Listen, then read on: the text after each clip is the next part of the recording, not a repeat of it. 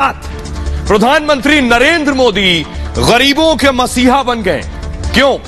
क्योंकि पीएम मोदी ने आज, ये आप देख रहे हैं, ये वो लोग हैं जो झुग्गियों में रहते हैं, ये वो लोग हैं जिनके पास पक्की छत नहीं थी। प्रधानमंत्री देखिए चाबी दे रहे हैं, ये चाबी घर की चाबी है।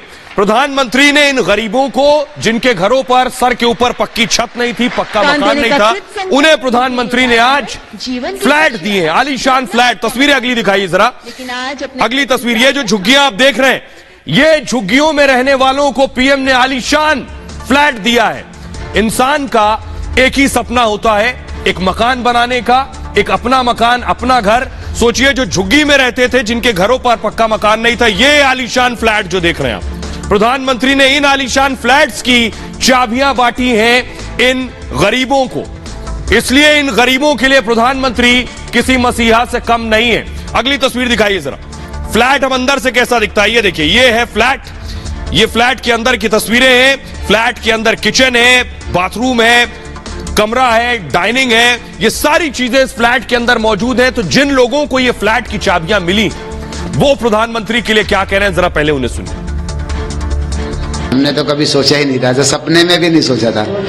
तो आज नरेंद्र मोदी जी, हमारे प्रधानमंत्री जी ने हमारा ये सपना पूरा हुआ, हमको इससे बहुत ज्यादा खुशी है। झुग्गी झोपड़ी वालों का सपना साकार हुआ, जिनके पास छत नहीं थी, आज उनको इतना बड़ा एक महल टाइप से दिया है, तो बहुत अच्छा लगता है कि मैं मोदी जी का धन्यवाद करता हूँ। हम बहुत खुश हैं, बस यही है, थोड़ा ऊंचाई है, थोड़ा इसलिए घबराते हैं लोग। आज मोदी जी ने सपना पूरा कर दिया है, उन्होंने आया, बस भगवान आए। मोदी तो हमारी भगवान है, उनके लिए तो कोई नहीं है, वो सबके लिए, हमारे लिए नहीं, सबके लिए है। बहुत खुश हूँ, बहुत खुश हूँ। हमारा साथ मिल गया, बच्चों के भविष्य मिल गया, हम लोग बहुत खुश हैं। अभी मोदी जी ने पूरा कर दिया सपना साकार किया, अच्छा काम किया है उन्होंने। खुश हैं आप? मैं बहुत खुश हूँ, मेरा घर मिल गया, अभी चाबी मिलेगा तो हम घर में शिफ्ट कर लेंगे। मोदी जी ने जो दिया अच्छा दिया, बहुत खुश हूँ। जब मकान में जाऊंगी तो और ज्यादा खुश होंगी। अब अपना घर मिल रहा, बहुत खुशी है, बहुत ज्यादा है। कई सरकारें आएंगी, सबने वो दिलासा दे के चले गए, मगर मोदी ने जो काम करा है वो शायद ही कोई कर सकता है। और आइए आपको बताता हूं कैसे प्रधानमंत्री मोदी ने झुग्गी में जो लोग रहते हैं, झुग्गी में रहने वालों को प्रधानमंत्री ने ये फ्लैट दिए। देखिए जरा, ये आप देख रहे हैं, ये है झुग्गी, इस तरह की झुग्गियां। और देखिए कैसे अब ऐसे लोगों को फ्लैट में प्रधानमंत्री ने शिफ्ट कर दिया। कालकाजी इलाके, दिल्ली के कालकाजी इलाके की झुग्गी में ये लोग रहते थे, और 575 परिवार, एक परिवार में अगर 5 लोग भी हैं तो हजारों लोग हो गए। 575 परिवारों को पीएम ने झुग्गी से निकाला है। सभी को प्रधानमंत्री ने फ्लैट्स की चाबी सौंपी है, और फ्लैट में एक लिविंग रूम और एक कमरा है, फ्लैट में एक रसोई घर, एक बालकनी है, फ्लैट में एक बाथरूम और शौचालय है। फ्लैट्स अत्याधुनिक सुविधाओं से लैस है। फायर सेफ्टी का ध्यान इस फ्लैट में रखा गया है। फ्लैट में लिफ्ट की सुविधा भी है। निगरानी के लिए सीसीटीवी कैमरे भी लगे हुए हैं। गरीबों में कुल 3024 फ्लैट्स बांटे गए हैं, यानी 3000 से ज्यादा परिवार। एक परिवार में 5 लोग, तो आप सोचिए 15,000 से ज्यादा लोग हो गए।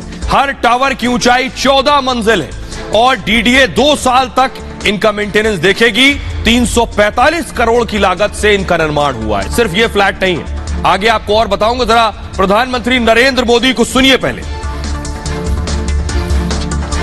आज दिल्ली के सैकड़ों परिवारों के लिए, हजारों गरीब हमारे भाई बहनों के लिए ये बहुत बड़ा दिन है। वर्षों से जो परिवार दिल्ली की झुग्गियों में रह रहे थे, आज उनके लिए एक प्रकार से जीवन की नई शुरुआत होने जा रही है।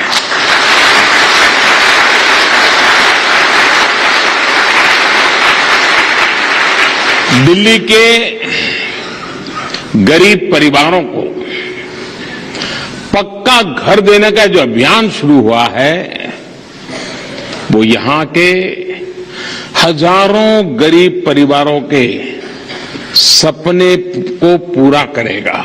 आप बताइए कितने रुपयों की मुझे एडवर्टाइजमेंट देनी चाहिए थी? कितने अखबार के पेज भरे पड़े, अखबार में मोदी फोटो चमकती हो, और कितने दे देते। तो इशारों इशारों में प्रधानमंत्री ने हमला भी कर दिया उन लोगों पर जो प्रचार ज्यादा करते हैं लेकिन मकान कम बनाते हैं। आइए अब आपको दिखाने जा रहा हूं, सिर्फ प्रचार नहीं, मैं आंकड़ों के जरिए दिखाने जा रहा हूं। प्रधानमंत्री ने सिर्फ बातें की है, बनवाए भी है मकान, या हकीकत भी है। आंकड़ों से दूध का दूध और पानी का पानी हो जाएगा। देखिए जरा आंकड़े क्या कहते हैं। आंकड़े जो कहते हैं वो सच खुद ब खुद आपके सामने आ गया है। ये आपको नजर आ रहे हैं डॉक्टर मनमोहन सिंह जो कि पूर्व प्रधानमंत्री हैं, और यह है प्रधानमंत्री नरेंद्र मोदी। दोनों के अगल बगल जो इमारतें आप देख रहे हैं उससे आपको अंदाजा हो जाएगा किसने किया क्या है। 2015 में प्रधानमंत्री ने आवास योजना की शुरुआत की थी और उसके बाद के आंकड़े आपके सामने देखिए। मनमोहन सिंह ने अपने 10 साल के कार्यकाल में 13,50,000 घर आवंटित किए, गरीबों को दिए, और प्रधानमंत्री ने सिर्फ 8 सालों में ही 1,23,00,000 घर बांट दिए। 1,23,00,000 सिर्फ 8 साल में। यही है फर्क। 9 गुना ज्यादा है ये मनमोहन के कार्यकाल से। मूव कीजिए आगे से। इसके अलावा देखिए 8,60,000 घरों की नींव मनमोहन सिंह ने रखी थी, और इधर प्रधानमंत्री नरेंद्र मोदी की सरकार में 1 करोड़ से ज्यादा घरों की नींव रखी गई है, और ये 12 गुना ज्यादा है। ये फर्क है जो आंकड़े खुद जवाब दे रहे हैं। मनमोहन सरकार में 8 लाख घर बनकर तैयार हुए थे, और प्रधानमंत्री मोदी की सरकार में 61 लाख घर बनकर तैयार हुए थे। ये भी 8 गुना ज्यादा है। 8 साल में ही 8 गुना ज्यादा काम है। मनमोहन सरकार में 38,000 करोड़ रुपए निवेश किए गए थे गरीबों के घर बनाने के लिए। मोदी सरकार में 8 लाख करोड़ का से ज्यादा का निवेश हो गया है घरों के लिए, गरीबों के घर। ये 22 गुना ज्यादा है। ये आंकड़े खुद बता रहे हैं किसने क्या किया है। मनमोहन सरकार में 20,000 करोड़ रुपए मंजूर हुए, 20,303 करोड़ रुपए, और प्रधानमंत्री नरेंद्र मोदी के वक्त में 2 लाख करोड़ का फंड मंजूर हुआ है। ये 19 गुना ज्यादा है। ये जो आंकड़े बता रहे हैं, मनमोहन सरकार में 17,000 करोड़ से ज्यादा फंड पास हुआ था, और मोदी सरकार में 1,20,000 करोड़ का फंड पास हुआ। ये भी 6.5 गुना से ज्यादा है। ये आंकड़े जो है ये खुद सच बता रहे हैं कि गरीबों के लिए किसने क्या किया है। आइए खबरों में आगे बढ़ते हैं। आज की एक और बड़ी खबर है, और वो खबर है सियासत से जुड़ी हुई। प्रधानमंत्री की तारीफ कुछ लोगों को हजम नहीं होती है, उसमें कांग्रेस एक है। गहलोत बनेंगे गुलाम, यानी गुलाम नबी आजाद। ये तस्वीर जो आप देख रहे हैं, कल प्रधानमंत्री और गहलोत मिले और प्रधानमंत्री ने अशोक गहलोत की तारीफ कर दी, और ये जो तारीफ करना था ये कांग्रेस को अच्छा नहीं लगा। इतना खराब लगा कि सचिन पायलट पहली बार आकर बोल रहे हैं कि मोदी ने तारीफ कर दी है, और ऐसी ही तारीफ गुलाम नबी आजाद की थी। उनका क्या हाल हुआ, यही अब गहलोत का भी हाल हुआ। देखिए जरा रिपोर्ट।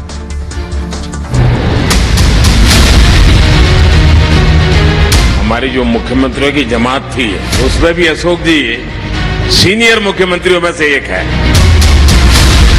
प्रधानमंत्री मोदी ने गहलोत की तारीफ क्या की, राजस्थान कांग्रेस में तूफान आ गया। अशोक गहलोत के सियासी मुकद्दर की सचिन पायलट ने ही भविष्यवाणी कर दी। मोदी के गहलोत की पीठ थपथपाने के बाद कांग्रेस में अब उनका गेम ओवर तय है। मोदी ने गहलोत की तारीफ की तो अब तक खामोश रहने वाले सचिन पायलट ने ही गहलोत की छुट्टी होने का इशारा कर दिया। क्या गहलोत भी गुलाम नबी आजाद और कैप्टन अमरिंदर की राह पर निकल पड़े, और ये अटकलें खुद गहलोत के कभी डिप्टी रहे सचिन पायलट ने लगाई। प्रधानमंत्री जी ने कल जो बयान दिए, जो बड़ाइयां करी, मैं समझता हूँ बड़ा दिलचस्प एक घटनाक्रम है, क्योंकि इसी प्रकार प्रधानमंत्री जी ने सदन के अंदर गुलाम नबी आजाद साहब की बड़ाइयां करी थी। आइए अब आपको बताने जा रहा हूं कि पीएम मोदी ने गहलोत के बारे में क्या कहा था, और उसके बाद सचिन पायलट अब क्या कुछ कह रहे हैं। ये आप देख रहे हैं। दरअसल हुआ ये कि प्रधानमंत्री नरेंद्र मोदी और अशोक गहलोत मिले राजस्थान के मानगढ़ में। पीएम ने तारीफ की थी अशोक गहलोत की। उन्होंने कहा पहले मानगढ़ का ये जो पूरा इलाका है ये वीरान हुआ करता था, और आज चारों तरफ हरियाली देखकर संतोष हुआ है, ये गहलोत की तारीफ में था। आपने इस पूरे इलाके को हरा भरा बना दिया है। मैंने मुख्यमंत्री के रूप में साथ मिलकर काम किया है अशोक गहलोत के, और गहलोत हमारे दौर के वरिष्ठ मुख्यमंत्रियों में थे। आज भी मंच पर सबसे वरिष्ठ कौन है?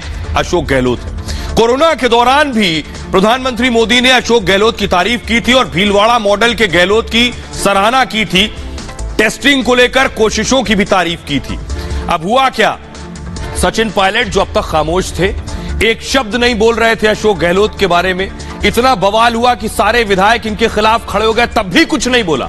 लेकिन पीएम मोदी की तारीफ करते ही सचिन पायलट क्या कह रहे? गहलोत की तारीफ पर सचिन पायलट भड़क गए। प्रधानमंत्री ने जो तारीफ की है वो दिलचस्प डेवलपमेंट है, यह कहा सचिन पायलट ने। इसी तरह प्रधानमंत्री ने सदन में गुलाम नबी आजाद की भी तारीफ की थी, और उसके बाद क्या हुआ ये हम सब ने देखा है। इसी तारीफ को हल्के में नहीं लेना चाहिए, यह सचिन पायलट ने कहा है। तो सचिन पायलट ने क्या बेवजह कहा है, यह इसके पीछे कोई और बड़ा इशारा छिपा है। जरा सुनिए दोनों को। मुख्यमंत्री के नाते अशोक जी और हम साथ साथ काम करते रहे, और अशोक जी हमारी जो मुख्यमंत्रियों की जमात थी उसमें सबसे सीनियर थे, सबसे सीनियर मुख्यमंत्रियों में है। और अभी भी हम जो मंच पे बैठे हैं उसमें भी अशोक जी सीनियर मुख्यमंत्रियों में से एक है। प्रधानमंत्री जी ने कल जो बयान दिए, जो बड़ाइयां करी, मैं समझता हूं बड़ा दिलचस्प एक घटनाक्रम है, क्योंकि इसी प्रकार प्रधानमंत्री जी ने सदन के अंदर गुलाम नबी आजाद साहब की बड़ाइयां करी थी, और उसके बाद क्या घटनाक्रम पैदा हुआ हम सब ने देखा है। तो बड़ा इंटरेस्टिंग डेवलपमेंट था कल का, जो प्रधानमंत्री जी ने सोते ही बड़ाइयां करी हैं। इसको बड़ा मैं इंटरेस्टिंग मानता हूं और इतना लाइटली नहीं लेना चाहिए। तो क्या सचिन पायलट को कुछ पता है ऐसा जो गहलोत के खिलाफ होने वाला है? क्या सचिन पायलट ने गहलोत की फील्डिंग लगा दी है कुछ इस तरह से, और ऐसे ही गिल्लियां उड़ने वाली हैं, ये तैयारी पूरी हो गई है क्या? ये मैं इसलिए कह रहा हूं क्योंकि सचिन पायलट के बयान को लेकर अब अटकलें तेज हो गई। अब हो यह रहा है कि पायलट ने पहली बार अशोक गहलोत पर हमला किया है। अब तक पायलट समर्थक ही हमला बोल रहे थे, आपने देखा होगा पायलट ने चुप्पी साध रखी, एक शब्द नहीं बोला था अब तक। पायलट की बयानबाजी की दो वजह हो सकती हैं। पहली वजह क्या? पहली वजह यह है कि हाईकमान से बड़ी जिम्मेदारी मिलने का इशारा सचिन पायलट को मिल चुका है। दूसरी है आलाकमान विधायकों के बागी तेवर से नाराज था पहले। राजस्थान में 13 महीने बाद चुनाव होने वाले हैं। क्या चुनाव से पहले कुछ बड़ा होने वाला है? अनुशासनहीनता के मामले में कार्रवाई अभी होनी बाकी है, और सरकार संगठन में फेरबदल हो सकता है। और फेरबदल हुआ तो क्या सचिन पायलट को ग्रीन सिग्नल मिल गया है कि उन्हें सत्ता की चाबी मिल जाएगी? गहलोत ने सोनिया से मिलकर माफी मांगी थी। सीएम को लेकर सोनिया को फैसला लेने को कहा था कि आखिरी फैसला बालाकमान लेगा। अब राजस्थान में बयानबाजी का दौर तेज होगा, और पायलट का बयान क्या दबाव की पॉलिटिक्स, प्रेशर पॉलिटिक्स भी हो सकती है। आलाकमान पर दबाव बनाने की पायलट ने कोशिश की है इससे पहले भी। लेकिन सुनिए जरा, गहलोत को पायलट की बातें अच्छी नहीं लगी। अशोक गहलोत ने क्या कहा, सुनिए। एआईसीसी ने इसको एक इनडिसिप्लिन का मामला माना, और फिर 3 लोगों को नोटिस दिया गया। नोटिस देने के बाद ये जानकारी में आया है कि उसके जवाब दिए गए हैं। लेकिन मैं ऐसा मानता हूं कि कांग्रेस एक पुरानी पार्टी है, अनुशासित पार्टी है, और इस पार्टी में सबके लिए रूल्स, नियम, कायदे कानून बराबर होते हैं। तो जो इंडिसिप्लिन अगर किया गया है, उसके जवाब मांगे गए हैं, जवाब दिया गया है, तो उस पर भी शीघ्र निर्णय लिया जाना चाहिए। वो इसलिए कोई व्यक्ति कितना बड़ा हो, लेकिन कानून, डिसिप्लिन, अनुशासन पार्टी का सब पे लागू होता है। तो मुझे विश्वास है कि खड़गे साहब, क्योंकि अभी वो नए अध्यक्ष बने हैं, पदभार संभाला है, और जल्द इस पर निर्णय लेंगे। बयान तो नहीं देना चाहिए वैसे तो, क्योंकि अभी जो है अभी वेणुगोपाल हमारे महामंत्री हैं, उन्होंने कहा बयानबाजी कोई नहीं करेंगे। तो हम तो डिसिप्लिन के बाद चाहते हैं कि सब लोग करें। अब सोचिए जरा, प्रधानमंत्री नरेंद्र मोदी अगर किसी कांग्रेसी नेता की तारीफ कर दें तो कांग्रेस आला कमान के वो गले नहीं उतरता। ये पहली बार नहीं है, इससे पहले भी पीएम मोदी ने जिन जिन कांग्रेसी नेताओं की तारीफ की है काम की, उनकी छुट्टी हो गई है। देखिए जरा, ये आपको दिखाने जा रहा हूं मैं। ये आप देख रहे हैं, गुलाम नबी आजाद सबसे पहले एग्जाम्पल है। मोदी ने राज्यसभा में आजाद की तारीफ की थी। संसद में आजाद की विदाई समारोह का मौका था। उस वक्त हुआ यह कि आजाद से जुड़ी यादों को प्रधानमंत्री ने साझा किया था वहां। इस दौरान पीएम मोदी बेहद भावुक हो गए थे और गुलाम नबी आजाद के लिए रो पड़े थे पीएम मोदी। हुआ यह कि कश्मीर में एक आतंकी घटना का जिक्र किया पीएम ने और आजाद लगातार घटना पर निगरानी कर रहे थे। यह बात प्रधानमंत्री को छू गई। पीएम मोदी की तारीफ पर कांग्रेस नेताओं ने सवाल उठा दिए और बाद में आजाद ने अपनी नई पार्टी बना ली, खुद पार्टी छोड़ दी और क्योंकि आजाद को किनारे लगा दिया गया था। यही कैप्टन अमरिंदर सिंह के साथ हुआ। कैप्टन अमरिंदर की भी तारीफ कर चुके हैं पीएम मोदी। पीएम ने कई मौकों पर अमरिंदर की तारीफ की। कोरोना के दौर में पंजाब मॉडल की तारीफ की थी, लेकिन दूसरे राज्यों से पंजाब मॉडल अपनाने को कहा था उन्होंने। अमरिंदर और कांग्रेस एक दूसरे को समझते नहीं है। मोदी ने कैप्टन को स्वतंत्र फौजी बताया था। कैप्टन ने भी केंद्र के कई फैसलों पर सहमति दी थी खुद। कैप्टन को कांग्रेस ने किनारे लगा दिया, उनकी कुर्सी छीन ली। इसके बाद कैप्टन ने अपनी अलग पार्टी बना ली और चुनाव के बाद बीजेपी से गठबंधन कर पंजाब चुनाव में उतरे थे और अब पार्टी का विलय कर लिया है। आइए अब आपको सुनवाता हूं, सुनिए जरा। प्रधानमंत्री ने इन दोनों नेताओं की तारीफ की और कांग्रेस ने किनारे लगा दिया। देखिए जरा क्या कहा था पीएम ने। गुलाम नबी जी अपने दल की चिंता करते थे, लेकिन देश की और सदन की भी उतनी ही चिंता करते थे। ये छोटी बात नहीं है जी, ये बहुत बड़ी बात है जी। वरना अपोजिशन के लीडर के रूप में अपना दबदबा पैदा करना, ये सब मोह किसी को भी हो सकता है। वे सदन की और देश की चिंता को प्रायोरिटी देने वाले नेताओं में से रहे। गुलाम नबी जी ने बखूबी इस काम को निभाया है। मुझे याद है इस कोरोना काल में मैं एक फ्लोर लीडर्स की मीटिंग कर रहा था, तो उसी दिन गुलाम नबी जी का फोन आया। तो मोदी जी, तो ठीक है आप करते हैं, लेकिन आप एक काम कीजिए, सभी पार्टी लीडर्स की मीटिंग जरूर बुलाइए। मुझे अच्छा लगा कि उन्होंने पार्टी लीडर्स के साथ, सभी पार्टी अध्यक्षों के साथ बैठने का मुझे सुझाव दिया और मैंने उस मीटिंग को किया भी।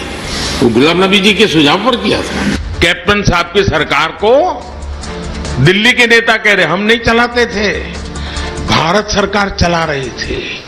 इसका मतलब यह हुआ कि कांग्रेस की सारी सरकारें रिमोट कंट्रोल से चलती है और कैप्टन साहब ने फेडरलिज्म के सिद्धांत के अनुसार अगर भारत सरकार के साथ मिलकर के काम किया और भारत सरकार ने अगर पंजाब के साथ मिलकर के काम किया तो भारत के संविधान के अनुरूप काम किया कि नहीं किया भाई?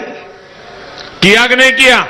यहां कांग्रेस के नेता आकर के कहते थे कि कैप्टन साहब हमारी नहीं सुनते थे, भारत सरकार और कैप्टन साहब की सरकार मिलकर के पंजाब को आगे बढ़ाना चाहती थी।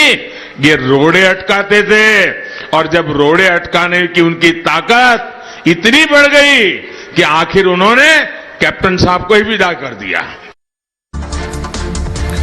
तो प्रधानमंत्री नरेंद्र मोदी को आपने सुना, जिस नेता की तारीफ की, कांग्रेस ने उस नेता को किनारे लगा दिया या छुट्टी कर दी है। लेकिन कांग्रेस को यह नहीं भूलना चाहिए, ये सब वो नेता थे जो कांग्रेस की बुनियाद और उनका पिलर रहे। इसीलिए पिलर और नींव कांग्रेस की खत्म हो चुकी है, इसलिए पार्टी का यह हाल है। खबरों में आगे बढ़ते हैं। आज ये एक और बड़ी खबर है, सीओ को योगी ने दरोगा बना दिया। ये सीओ साहब को देख रहे हैं आप, योगी आदित्यनाथ का करप्शन पर जीरो टॉलरेंस है, भ्रष्टाचार करेंगे तो सख्त सजा दी जाएगी, चाहे वो कोई भी हो। यही हुआ उत्तर प्रदेश में। ये आप देख रहे हैं, ये सीओ साहब बैठे। सीओ साहब दरअसल रिश्वत मांग रहे थे, डील चल रही थी, डील एक मामले को दबाने के लिए सीओ साहब की डील चल रही थी। ये वीडियो वायरल हो गया सीओ साहब का। ये वीडियो योगी आदित्यनाथ तक पहुंच गया कि सीओ साहब डीलिंग कर रहे थे एक मामले को छिपाने के लिए, और योगी आदित्यनाथ ने क्या किया, सीओ साहब को ही छुट्टी करके इन्हें दरोगा बना दिया। इनकी तस्वीर दिखाई जरा अगली, ये वीडियो बाद में दिखाएंगे। सीओ, ये है सीओ, ये सीओ है। अब करप्शन में फंसने के बाद इन्हें दरोगा बना दिया गया है, डीसीपी का डिमोशन कर दिया गया। ये रिपोर्ट देखिए जरा। मैं सिर्फ 5 लाख लाया हूँ, बाकी सर देख लो, अगर हो जाए मैं फिर मुझे थोड़ा सा, सर मैं आपके पैर पकड़ रहा हूँ, मुझे माफी दिला दो, मैं इसमें अगर हो जाए तो।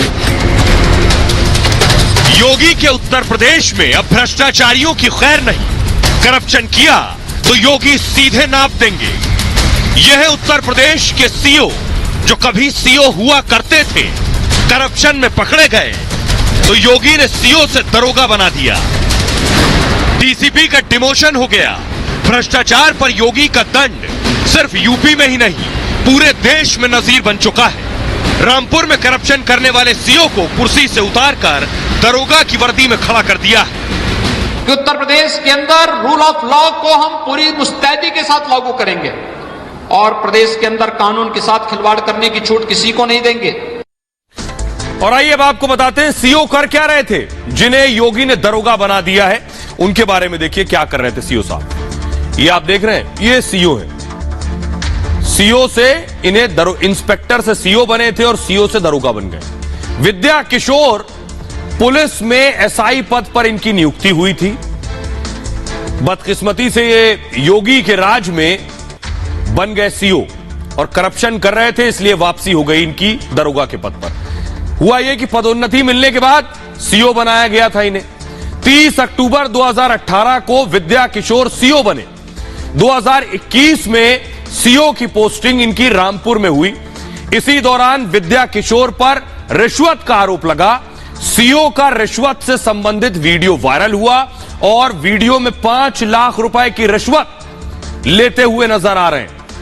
पीड़ित महिला ने योगी की रैली में इस मुद्दे को उठाया कि उनसे रिश्वत ली जा रही है।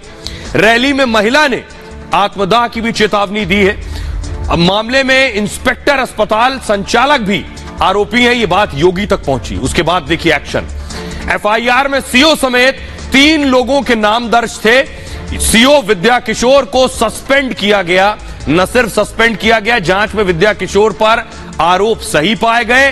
भ्रष्टाचारी पर सीएम योगी ने कड़ा एक्शन लिया है और सीओ से विद्या किशोर को दरोगा बना दिया गया है। अब ये जो कार्रवाई है और योगी का जो दंड है, वो तस्वीर जरा सीओ की फिर से दिखाइए आप कि कैसे सीओ साहब रिश्वत मांग रहे थे। फुल स्क्रीन दिखाइए। और उसके बाद उन्हें दरोगा बना दिया गया। फुल मामला ऊपर तक है, इसीलिए सारी चीजें वो रहती हैं। रोकवा करा दिया इन्होंने, तो रोकवा भी दिया। ऐसा नहीं है कि आदमी मैं सिर्फ 5 लाख लाया हूँ, बाकी सर देख लो, अगर हो जाए मैं फिर मुझे थोड़ा सा ना, 1 मिनट यूज है सर थोड़े से। ये जो आप बैग देख रहे हैं, इस बैग में ही नोट है। इस बैग में ही 5 लाख रुपए है। सर देख लीजिए। और यही बैग दिया जा रहा है। 5 लाख रुपए से भरा बैग है ये। और ये वीडियो वायरल होने के बाद सीओ साहब का काम तमाम हो गया। यूपी के लोग बहुत खुश हैं कि योगी आदित्यनाथ ने इस तरह की कार्रवाई की है। जरा सुनिए।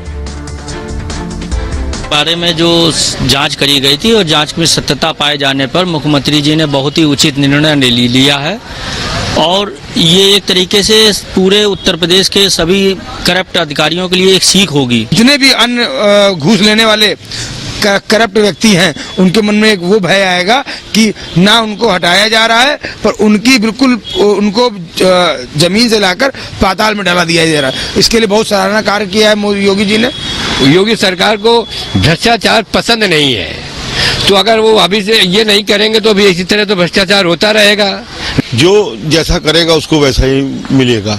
आप ये मान के चलिए, एक इतने उच्च अधिकारी को एकदम डिमोट कर देना, तो ये उसके लिए एक बड़ा विषय है। और आगे इससे एक संदेश भी जाता है कि किसी भी प्रकार का कोई भ्रष्टाचार अधिकारी न करने की कोशिश करेगा। योगी जी का फैसला बहुत अच्छा फैसला है। इसके लिए आम जनता उन्हें आभार देती है कि पुनः ऐसे अधिकारियों के लिए कष्ट से कार्रवाई की जाए। योगी जी ने जो काम किया अच्छा किया। ये सरकार के लिए बहुत अच्छा है। अब ये कम से कम भ्रष्टाचारी बंद हो जाएगी, ये घूस वाला बंद हो जाएगा। और यही वजह है कि यूपी के लोगों के लिए योगी पहली पसंद बने हुए हैं। दूसरी बार इसीलिए चुनकर आए कि योगी का एक्शन जो है वो खुद बोलता है। आइए अब आपको बताता हूं योगी आदित्यनाथ ने अब तक जो कार्रवाई की है इस तरह के भ्रष्टाचारियों पर, वो आपको दिखाता हूं। जुलाई 2022 की घटना है। लोक निर्माण विभाग पर चाबुक चलाया योगी ने और 5 कर्मचारियों पर एक्शन लिया गया। पीडब्ल्यूडी मंत्री के ओएसडी पर कार्रवाई हुई और विभाग अध्यक्ष प्रमुख अभियंता सस्पेंड कर दिए गए। 2 और सीनियर कर्मचारियों पर गाज गिरी। 2021 मार्च में आईपीएस अधिकारियों पर एक्शन लिया योगी आदित्यनाथ ने। आईपीएस अमिताभ ठाकुर समय से पहले रिटायर कर दिए गए। आईपीएस राजेश कृष्ण को भी वीआरएस दे दिया गया। आईपीएस राकेश शंकर को भी सेवानिवृत्त कर दिया गया। 2022 मार्च में डीआईओएस बलिया ब्रजेश मिश्र निलंबित कर दिए गए। एसटीएफ वाराणसी यूनिट की कार्रवाई थी ये, जिसमें भ्रष्टाचार के कई आरोपी थे और इस घेरे में आए। असिस्टेंट कमिश्नर टैक्स पर एक्शन हुआ था अप्रैल 2022 में। आशुतोष मिश्रा पर भ्रष्टाचार का आरोप लगा था। औरैया के डीएम सुनील वर्मा सस्पेंड कर दिए गए थे। भ्रष्टाचार की शिकायत पर यह एक्शन हुआ था। डीएम की संपत्ति भी जांच के घेरे में आई थी। तो योगी का एक्शन सबसे बड़े अधिकारियों पर होता है जिले के, क्योंकि कोई घटना होगी, कोई हादसा होगा, कोई अपराध होगा, पहली जिम्मेदारी उस जिले के सबसे बड़े अफसर और अधिकारी की होती है, इसलिए उन्हीं पर कार्रवाई होती है। खबरों में आगे बढ़ते हैं। हिंदू सुनक के पीछे पड़े हैं ब्रिटेन के मुसलमान। दरअसल सुनक, ऋषि सुनक पिछले दिनों ब्रिटेन के नए पीएम बने हैं। ऋषि सुनक कट्टर हिंदू भी हैं, भारत से उनका ताल्लुक है। तो ब्रिटेन के जो मुसलमान हैं उन्हें ऋषि सुनक अच्छे नहीं लग रहे। अगली तस्वीर दिखाई। पिछले दिनों आपने देखा होगा, एम्बियंस दीजिए, ब्रिटेन में किस तरह से हिंदू मंदिरों में तोड़फोड़ हुई थी, हिंदू झंडों को जला दिया गया था। अगली तस्वीर दिखाई। एक और तस्वीर मैं दिखा रहा हूं, और ये जो तस्वीरें थी, ये जो घटना थी, इसने सभी को हिलाकर रख दिया था। और देखिए दिलचस्प ये कि हिंदुओं पर इस तरह के हमले के बाद एक हिंदू ही ब्रिटेन का पीएम बना। इसलिए ब्रिटेन में रहने वाले मुसलमान और पाकिस्तानी मुसलमानों को सुनक अच्छे नहीं लग रहे हैं। ये रिपोर्ट देखिए जरा।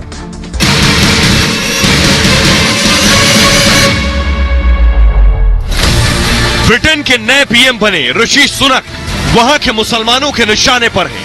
कट्टर हिंदू सुनक ब्रिटेन के मुसलमानों के गले नहीं उतर रहे। ब्रिटेन में हिंदुओं पर हमले के खिलाफ सुनक बहुत सख्त हैं और जल्द ही ऐसे लोगों पर कार्रवाई कर सकते हैं। इसलिए वहां के मुसलमान हिंदू पीएम के खिलाफ लामबंद हो रहे हैं। और आइए अब आपको बताते हैं दरअसल हुआ क्या और क्यों ब्रिटेन के मुसलमान सुनक के पीछे पड़े हैं। ब्रिटेन के पीएम, ये आप देख रहे हैं, दरअसल 25 अक्टूबर को ऋषि सुनक ब्रिटेन के प्रधानमंत्री बने और प्रधानमंत्री से पहले ही कट्टरपंथियों के वो निशाने पर आ गए हैं। ब्रिटेन में सुनक के खिलाफ बाकायदा एक मुहिम चलाई जा रही है। मुस्लिम संगठन सुनक के खिलाफ एक एजेंडा चला रहे हैं। वहां के जो कट्टरपंथी हैं, ब्रिटेन में रहने वाले मुसलमानों को भड़काया जा रहा है सुनक के खिलाफ। सुनक हिंदू होने से कट्टरपंथियों के टारगेट पर आ गए हैं। पीएम बनने से पहले सोशल मीडिया पर मुहिम चलाई जा रही थी सुनक के खिलाफ। सुनक एक इंटरव्यू के चलते निशाने पर आए। इन्होंने एक इंटरव्यू दिया था।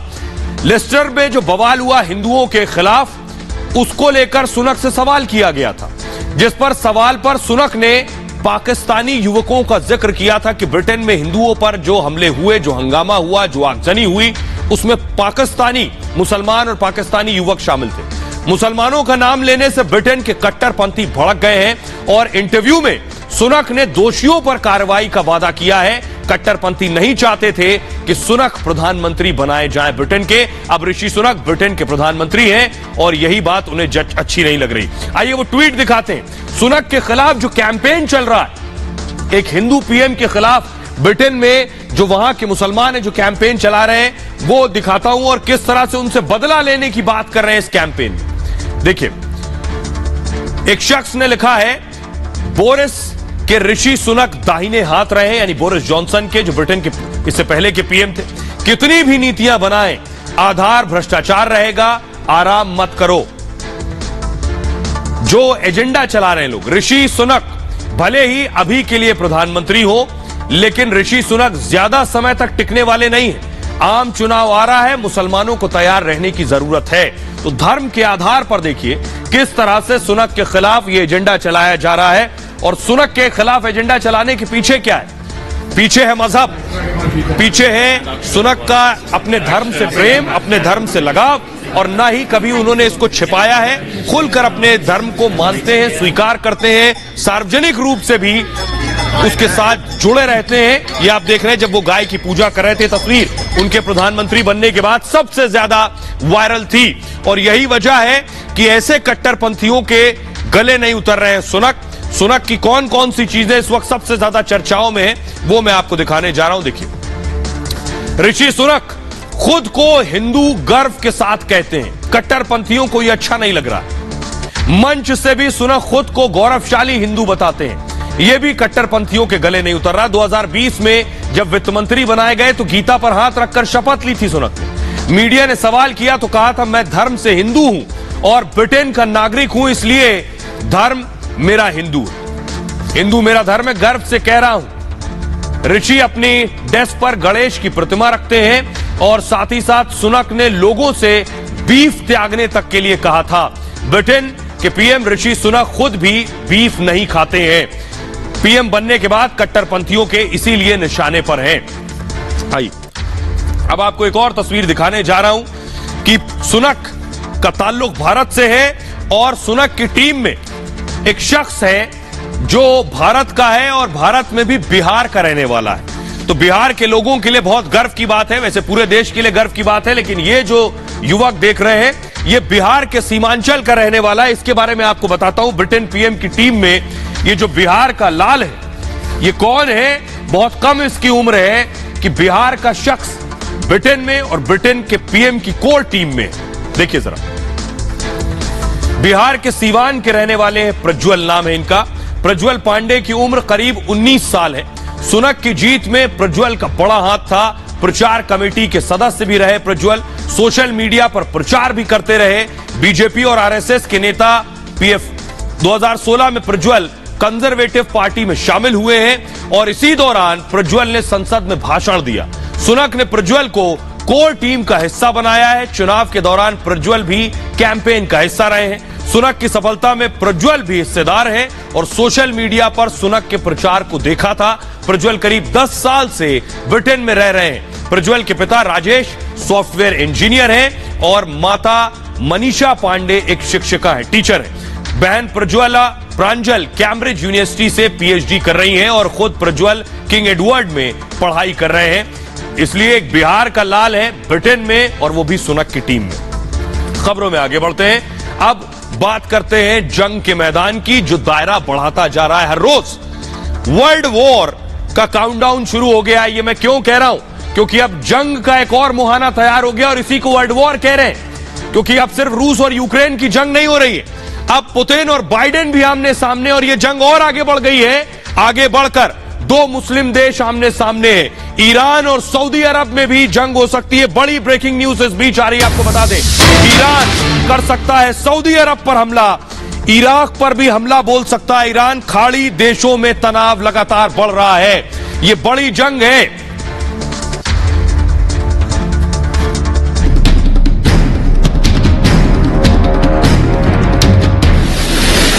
रूस यूक्रेन जंग के बीच अब 2 मुस्लिम देश भिड़ने वाले हैं। सऊदी अरब और ईरान के बीच युद्ध हो सकता है। यह चिंगारी खाड़ी देशों में आग लगा सकती है। सुन्नी मुस्लिम देश सऊदी अरब के प्रिंस सलमान और शिया मुल्क ईरान के राष्ट्रपति इब्राहिम रईसी आमने सामने हैं। एक खुफिया रिपोर्ट में दावा किया गया है कि ईरान कभी भी सऊदी अरब पर हमला कर सकता है। ऐसे में अमेरिका ने खाड़ी देशों में तैनात अपनी सेना को अलर्ट पर कर दिया है। और आइए अब आपको बताते हैं कि आखिर कैसे ये बात सामने आई कि ईरान सऊदी अरब पर हमला कर सकता है। ये आपको बताता हूं। ये खुफिया रिपोर्ट, एक खुफिया रिपोर्ट के जरिए यह दावा किया गया है। सऊदी अरब अमेरिका से खुफिया रिपोर्ट साझा की है। सऊदी अरब ने अमेरिका को रिपोर्ट भेजी है। ईरान सऊदी अरब पर हमले की तैयारी कर रहा है। दरअसल ईरान और सऊदी के कई टारगेट पर अटैक कर सकता है। सऊदी 48 घंटे में हमला कर सकता है ईरान, यानी 48 घंटे में सऊदी अरब पर एक मिसाइल गिर सकती है। जो खुफिया रिपोर्ट है वो ये कह रही है। सऊदी के साथ इराक पर भी हमले का अलर्ट है। अमेरिका ने खाड़ी देशों में सेना को अलर्ट कर दिया है। अमेरिका ने कहा है कि हमला किया तो करारा जवाब देंगे। अमेरिका अपने हितों की रक्षा से पीछे नहीं हटेगा। साथ ही साथ रूस यूक्रेन के बाद जंग का नया मैदान तैयार हो रहा है। ईरान सऊदी अरब के बीच तनाव और ज्यादा बढ़ गया है इस वक्त। आइए अब आपको दिखाता हूं कि कहां हमला हो सकता है, कैसे हमला हो सकता है। मैप प्ले कीजिए फास्ट। देखिए किस जगह पर यह हमला किया जा सकता है। यह आप देख रहे हैं, ईरान इराक पर हमला कर सकता है और सऊदी अरब पर भी। यह हमला सऊदी अरब और इराक पर हो सकता है। यह बता रहा है कि आने वाले वक्त में इस तरह का अटैक हो सकता है। आइए इस बीच एक और बड़ी खबर आ रही है। ईरान ने जामकरन मस्जिद पर लाल झंडा लगाया है। मस्जिद पर लाल झंडे का मतलब है ऐलान जंग।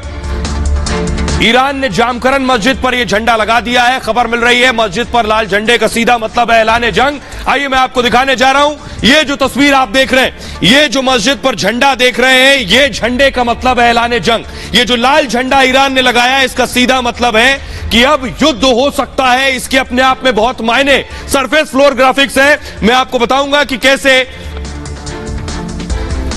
इस झंडे का क्या मतलब है।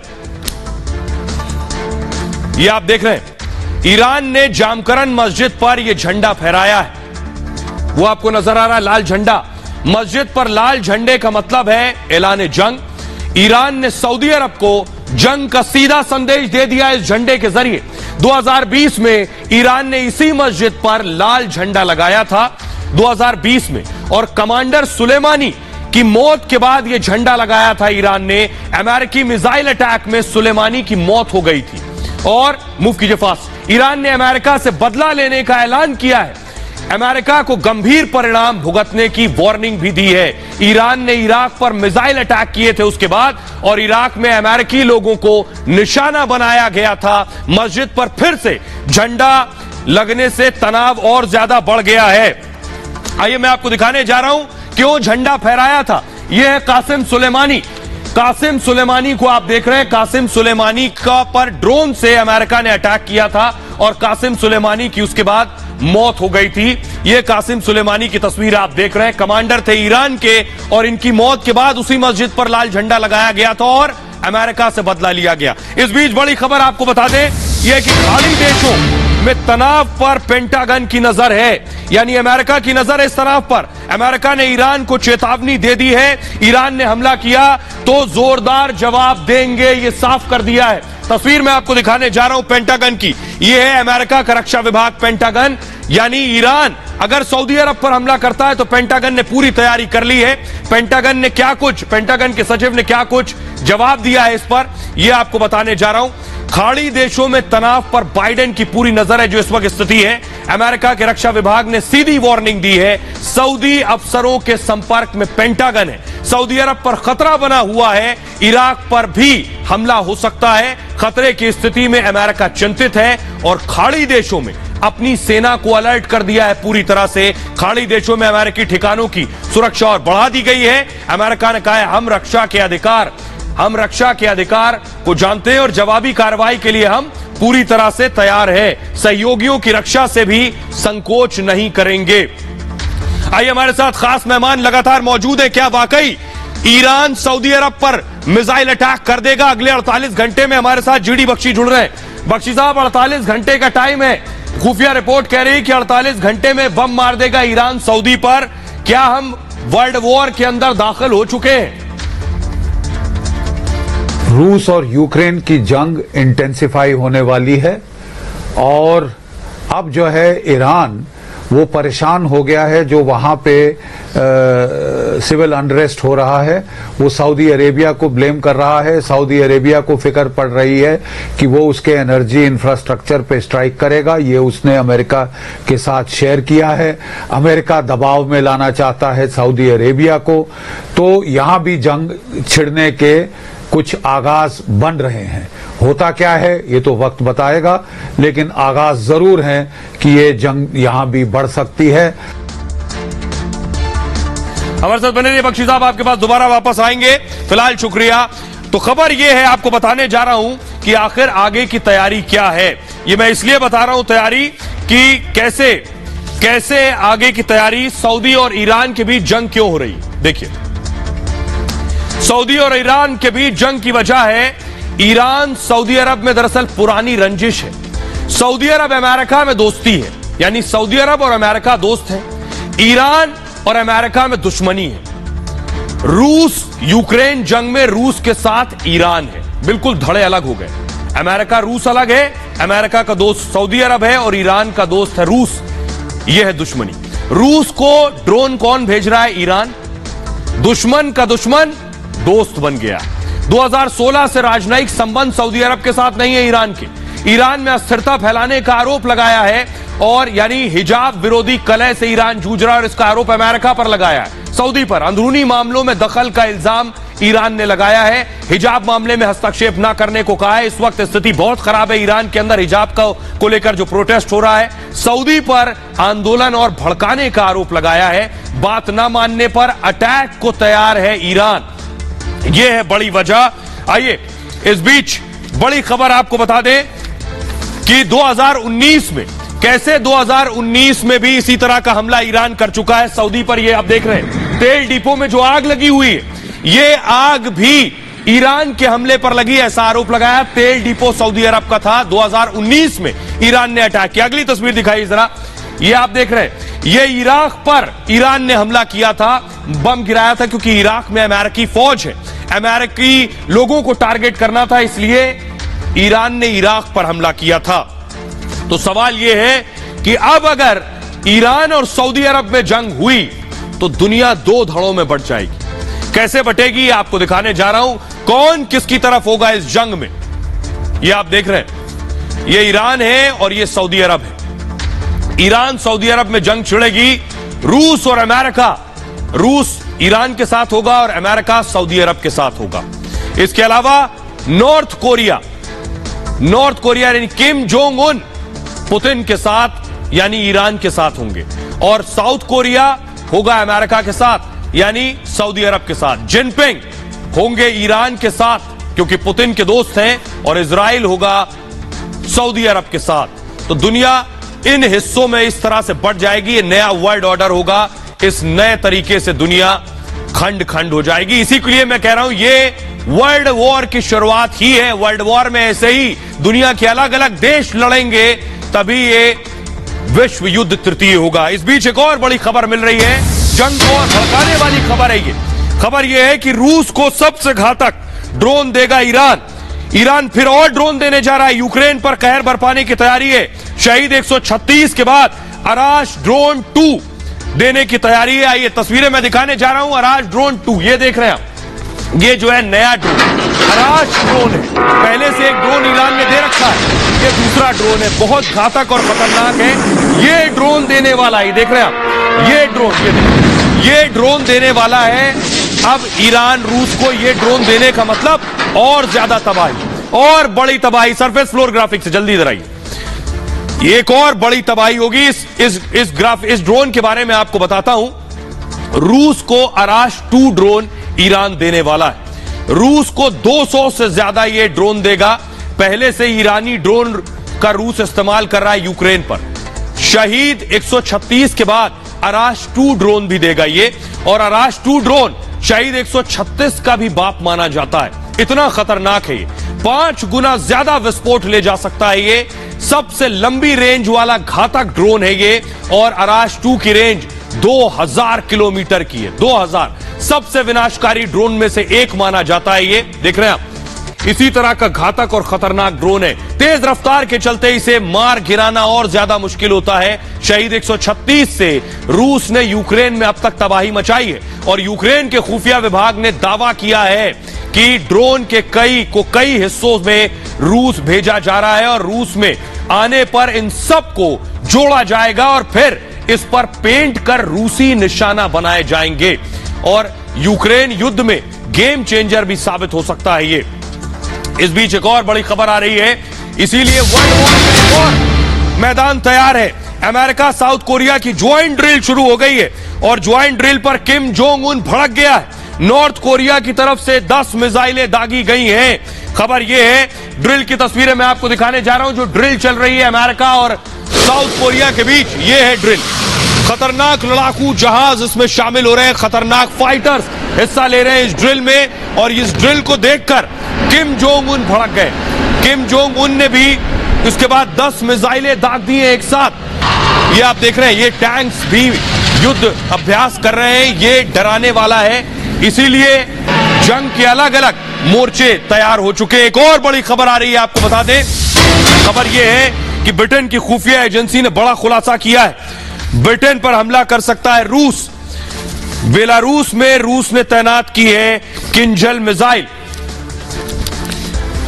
आइए मैं आपको बताऊं कि कैसे पुतिन ने नया प्लान तैयार किया है। और पुतिन का जो नया प्लान है, वो प्लान ये कहता है कि पुतिन फिर से किस तरह से अब मिसाइल दागने वाले। कैम 1 काटिए प्लीज। ये आप देख रहे हैं पुतिन का प्लान। लंदन, बेलारूस से लंदन पर अटैक करने वाले हैं पुतिन। 1800 किलोमीटर की दूरी है और कुछ किंजल हाइपरसोनिक मिसाइल आप देख रहे हैं। इसे फाइटर के जरिए लॉन्च किया जाएगा और ये बेलारूस से हमला करने वाले हैं। क्या वजह है बेलारूस से हमला करने के पीछे आपको बताऊंगा, लेकिन इस बीच एक और बड़ी खबर है। बड़ी खबर आपको बता दें, बेलारूस पर हमला कर सकता है अमेरिका। पोलैंड के रास्ते बेलारूस पर हमला हो सकता है। बेलारूस पर परमाणु हमले की आशंका है। आइए आपको दिखाऊं कि किस तरह से बेलारूस से लंदन पर हमला पुतिन कर रहे हैं। पोलैंड से बेलारूस पर अमेरिका हमला कर सकता है। मैप के जरिए देखिए जरा अमेरिका की तैयारी क्या है। ये आप देख रहे हैं पोलैंड के जरिए 718 किलोमीटर का दायरा है और इस पर हमला कर सकता है अमेरिका। तो किंजल के बारे में मैं आपको बताने जा रहा हूं, किंजल से कैसे ब्रिटेन डर गया है। पुतिन की किंजल देखिए जरा, ये आप देख रहे हैं। इसी तरह से ये फाइटर जो है, फाइटर में आगे किंजल लगाई जाएगी। ब्रिटेन की खुफिया एजेंसी ने यह बड़ा खुलासा किया है। खुलासा यह कि सैटेलाइट तस्वीरों के जरिए उसे जानकारी मिली है रूस ने बेलारूस में तैनात की है ये किंजल मिसाइल। ब्रिटेन के रक्षा मंत्रालय ने तस्वीरें भी बाकायदा इसकी जारी कर दी हैं। रूस के 2 MiG-31 के फाइटर जेट बेलारूस में देखे गए हैं। दोनों जेट किंजल हाइपरसोनिक मिसाइल से लैस थे और किंजल हाइपरसोनिक परमाणु मिसाइलें हैं।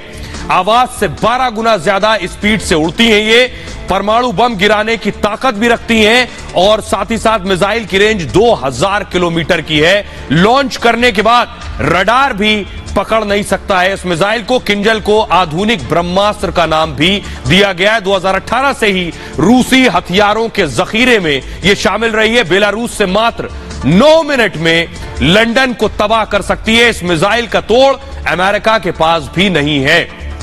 हमारे साथ जीडी बख्शी लगातार बने हुए हैं, वो बताएंगे जो स्थिति बनी हुई है वो भयावह है और डरा देने वाली है। बख्शी साहब, सवाल यही है कि एक तरफ ईरान और सऊदी अरब भिड़ रहे और रूस जो है वो बेलारूस के जरिए लंदन पर हमला कर सकता है और अमेरिका की भी तैयारी है वो पोलैंड से बेलारूस पर हमला करे। बेलारूस जंग का एक और मैदान बन रहा है। देखिए, जहां तक सवाल है बेलारूस का, बेलारूस की फौज केवल 15,000 की है, लेकिन वो पूरा स्टेशन कर रहा है अपने इलाके में रूस की फौजें। और वहां से रूस की फौजें जब उनका कंप्लीट हो गया है मोबिलाइजेशन, एक बार फिर कीव की तरफ हमला बोल सकते हैं। करेंगे या नहीं देखने की बात है, लेकिन हमला बोल सकते हैं। ऐसे में बेलारूस भी युद्ध की चपेट में आने का चांसेस हैं। होगा या नहीं, क्योंकि आई डोंट थिंक वो डायरेक्ट क्लैश करना चाहेंगे नेटो और अमेरिका रूस के साथ, तो शायद उसके चांसेस कम है, लेकिन उस तरफ से रूसी हमला जरूर हो सकता है। जहां तक इंग्लैंड का सवाल है, रूस की एक जो है बेलगोरोड न्यूक्लियर सबमरीन, जिसमें कि न्यूक्लियर टारपीडो है जो सुनामी कर सकता है, वो जुलाई के महीने में अपने पोर्ट से खिसक गई थी और कहां पे है किसी को मालूम नहीं। वो लोग धमकी दे रहे थे एक स्टेज में कि हम वो न्यूक्लियर टारपीडो फायर करके इंग्लैंड में न्यूक्लियर सुनामी ले आएंगे। बहुत शुक्रिया जीडी बख्शी साहब इस तमाम जानकारी के लिए।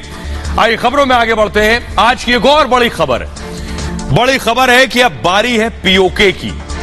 पाकिस्तान को ये सुन के ही अच्छा नहीं लगेगा, लेकिन तैयारी तो पूरी कर ली गई है कि अब पीओके भी लेकर रहेंगे आज खुद। अगली तस्वीर दिखाइए, चिनार कोप कमांडर ने साफ कर कह दिया है कि हिंदुस्तान पूरी तरह से तैयार है, पीओके लेने की भी हिंदुस्तान हिम्मत रखता है, हमें इशारे भर का इंतजार है। देखिए जरा क्या कुछ कहा, कैसे पीओके लेंगे, और पूरी तैयारी भारतीय सेना ने भी कर ली है। पीओके को छुड़ाने के लिए सेना तैयार है। चिनार कॉर्प्स के कमांडर का ऐलान है ये। उन्होंने कहा, लेफ्टिनेंट जनरल एडीएस औजला का यह बयान आया है, भारतीय सेना पूरी तरह से तैयार है और सरकार के आदेश पर कार्रवाई को तैयार है। वो 27 अक्टूबर को श्रीनगर पहुंचे थे राजनाथ सिंह। उन्होंने भी कहा था कि शौर्य दिवस कार्यक्रम पर यह ऐलान खुद रक्षा मंत्री ने किया था। कहा, हमने अभी उत्तर की ओर चलना शुरू किया है और गिलगिट बाल्टिस्तान तक पहुंचेंगे हम। पीओके में पाकिस्तान का अत्याचार बढ़ गया है, पाक को गंभीर परिणाम भुगतना पड़ेगा। जम्मू कश्मीर लद्दाख में विकास हो रहा है, गिलगिट बाल्टिस्तान तक पहुंचाना है ये विकास। आइए अब आपको सुनाते हैं, सुनिए जरा चिनार कॉर्प्स कमांडर ने क्या कुछ कहा। पाकिस्तान भी पाक आबूबाई कश्मीर में आज जो अत्याचार का बबूल बो रहा है, आने वाले समय में उसके सामने कांटे की ही फसल तैयार मिलेगी, यह मैं बताना चाहता हूं। और अपने कृत्यों से वह आम के फल की अपेक्षा कभी नहीं कर सकता है। अभी तो हमने उत्तर दिशा की ओर चलना प्रारंभ कर दिया है। हमारी यात्रा तो तब पूरी होगी जब हम 22 फरवरी 1949 को भारतीय संसद में सर्वसम्मत पारित हुए प्रस्ताव को अमल में लाएंगे और उसके अनुरूप हम अपने बाकी बचे हिस्से जैसे गिलगिट और बाल्टिस्तान तक पहुंचेंगे।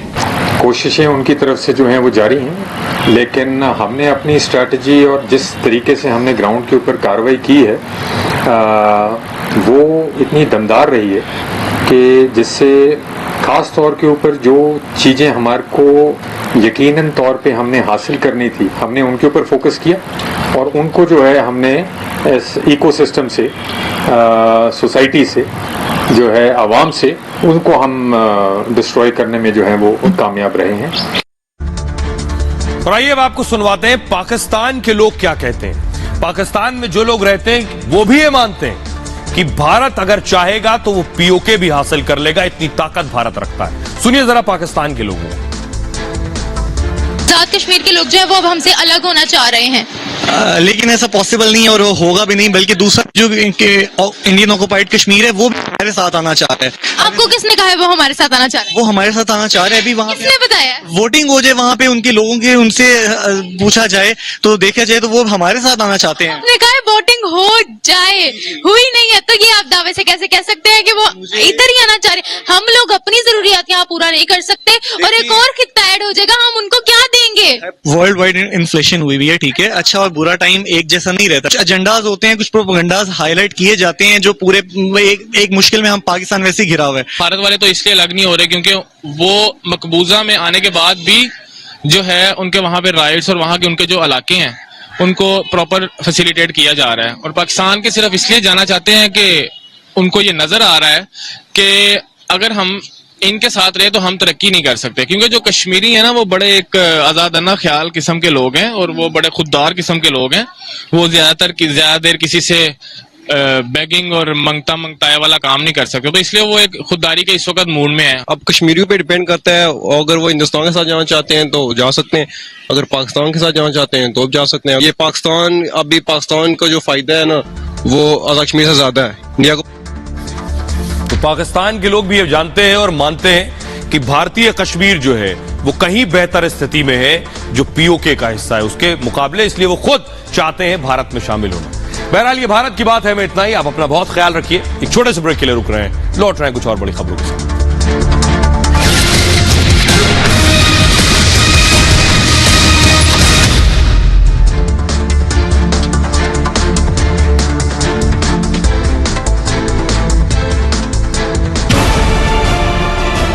मैं किसी सत्ता या सरकार या किसी सिस्टम के खिलाफ नहीं हूं, मैं उन लोगों के खिलाफ हूं जो इंसाफ की आवाज दबाना चाहते हैं। मैं उन लोगों के खिलाफ था और हूं और रहूंगा।